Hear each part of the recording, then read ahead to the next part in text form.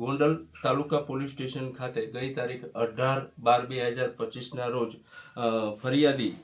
Lalu Kumar son of Tapeshwar Raut રે બિહારવાળાઓએ FIR register કરાવેલી કે આ કામના જે આરોપીઓ છે તેને શાહેદ ચંદનકુમાર સુભાષ ભાઈ મંડલ નાઓને મારી નાખેલા હોય, જે અનુસંધાને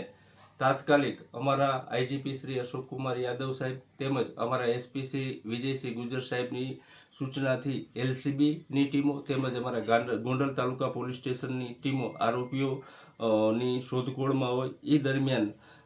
આ જે આરોપીઓ છે રાકેશ સુભાષ મંડલ, બીજું છોટુલાલ સુભાષ દવે, નવીન કુમાર મંડલ, છોટુ કુમાર નરેશ કુમાર મંડલ, પછી ગણેશ કુમાર ઉર્ફે ડમરુ અને નીરજ કુમાર રાઉત નાઓને આ ગુનાના કામે અટક કરવામાં આવેલા છે. આમાં વિગત એવી છે કે જે રાકેશ કુમાર સુભાષ મંડલ નાઓએ આ લાલુ કુમાર જે એના ભાઈની પત્નીને કેમ મેસેજ કરે છે તેવું કહી અને જે મારામારી કરેલી હોય, જે અનુસંધાને આ જે વચ્ચે પડતા ચંદન કુમાર નાઓએ તેને પ્રતિકાર કરતા તેના છરી વડે તેઓને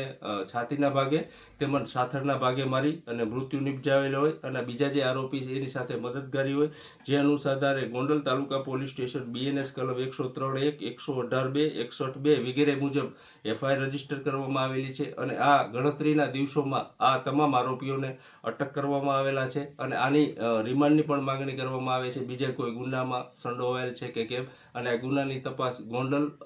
તાલુકા પીઆઈ ડોડિયા ચલાવી રહ્યા છે.